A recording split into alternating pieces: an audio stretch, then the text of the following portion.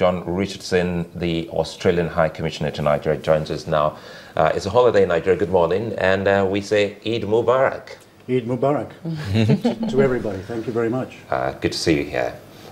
Quite an interesting moment trying to look at the relationship between Nigeria and Australia. But let's first of all start on a lighter note. How far is it? I've never been to Australia. How far is Australia from Nigeria?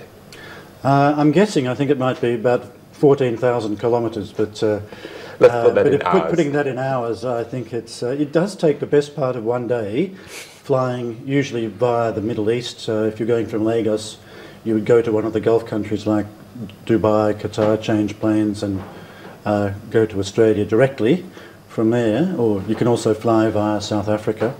Our national airline Qantas flies to Johannesburg. Not here yet, but maybe one day we will see Qantas here. So it feels a long way if you're starting from here. But as they used to say in Ireland, if I was going there, I wouldn't start from here, sir. So no, but we do have. I would always remind people that in our corner of the world, or if you go north and northwest of Australia, you have over half the world's population in East Asia and South Asia. So a dynamic part of the world that we're well plugged into. But there's a growing population of Nigerians, say, in Australia now. Yes, small but growing. We have somewhere between 5,000 and 10,000 Nigerians who've permanently settled in Australia and with their families. That's a growing number, and we also have a growing number of students enrolling in Australian universities, about 1,400, which has increased rapidly from just 400 5 years ago, so more than tripled in 5 years. Yeah, but do you see that? I know the Sulaiman says it's a lighter side, but sometimes when people perceive their friends as being too far away, then it becomes a problem to visit. Do you see that as being the challenge or the major challenge between Nigeria-Australia bilateral relations?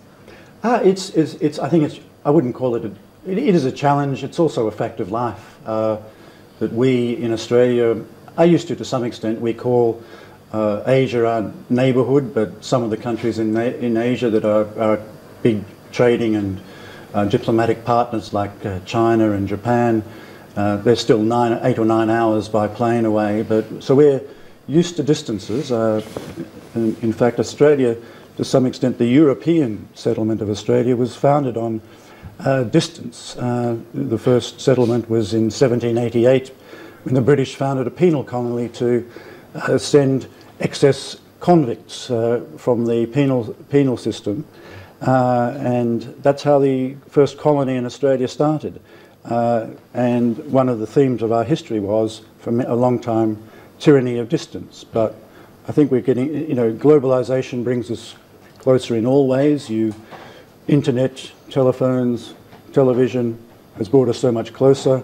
Our business people are used to travelling around the world. So, I think Nigerians also travel everywhere. If you travel, you probably think travelling to China is not as big a deal as travelling to Australia, but it's rather similar timescale required. The question that some people ask is, in a while anybody talked about Nigeria-Australia relations, suddenly there's a peak, there's a rise in the interest in Nigeria.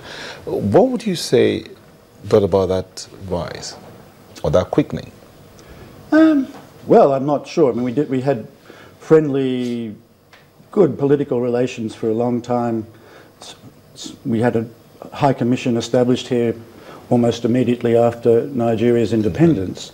I think it's a combination of a growing appreciation in Australia of economic potential, a number of our companies setting up here, a growing interest across Africa by Australian mining companies. We have over 200 publicly listed Australian companies active across Africa. Mining. So Nigeria is part of that, so it was part of a wave into Africa as well. But our business interests in Nigeria are much more diverse. I think it's also the transition of Nigeria to parliament, to a democracy. Electoral democratic system from 1999. That all helps. So I think it's a learning process. the distance factor means maybe we were tapping into that a few years later than some others. But I'm not talking about the distance anymore. After all, no one has taken a walk to Australia. You were flying. Let's talk more about the diversity between the two countries. Notably, you talk about education, which I know Nigerians are excited when it comes to education matters. And Australia has produced about 15 Nobel Prize winners, right, past. So yes. Let's talk about the education institutions in Australia and see what opportunities there are for Nigerians.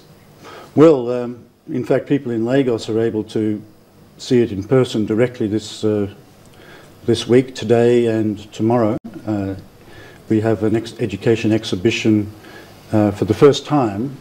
A group of Australian universities is holding an education fair today on Victoria Island and tomorrow in Acacia. Education for us is a very strong, international education is a very strong... Sorry, let me take you back there. We have two venues here in Lagos. Yes. Acacia and Victoria Island. That's right. Victoria Island today at the Echo Hotel, and tomorrow in Acacia at the Sheraton Hotel. Well, you're doing the inaugural education exhibition.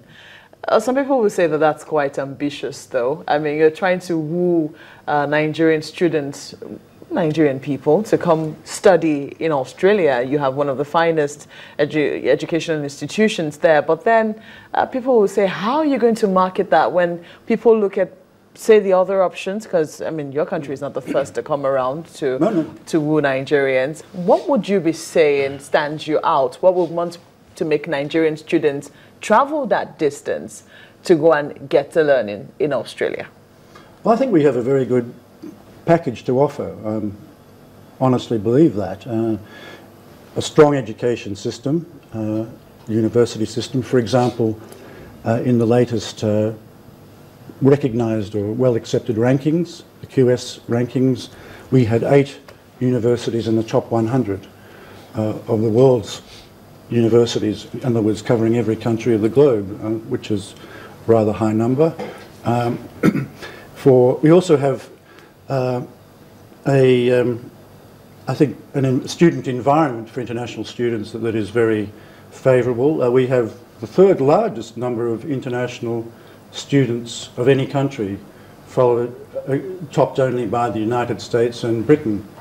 So a big student population, and an even bigger proportion of the student population is international. So foreign students can feel very much home and very much looked after there.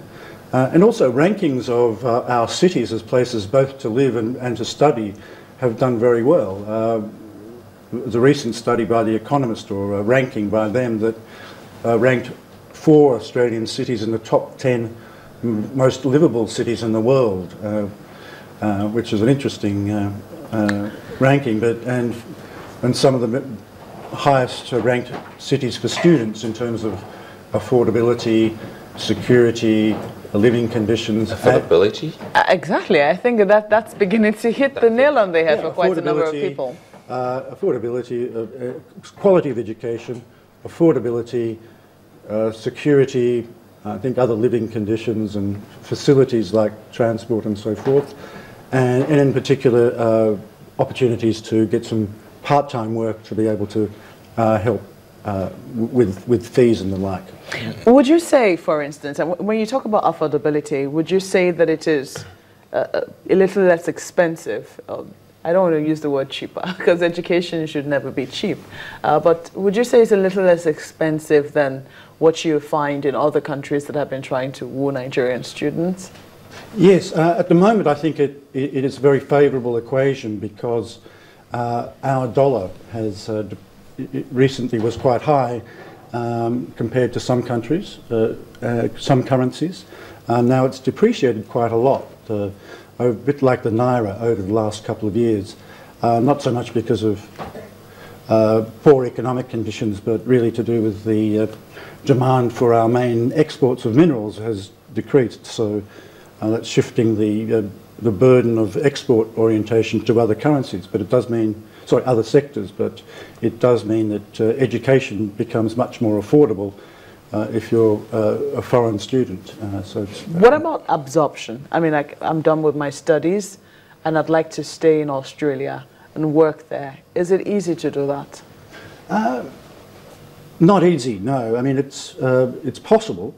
Often students will, through coursework, contacts, and maybe part-time opportunities, make the necessary connections to have opportunities to study and work later. But as a rule, the idea is that people don't immediately go into study, into the Australian workforce immediately afterwards. But it can happen in some circumstances.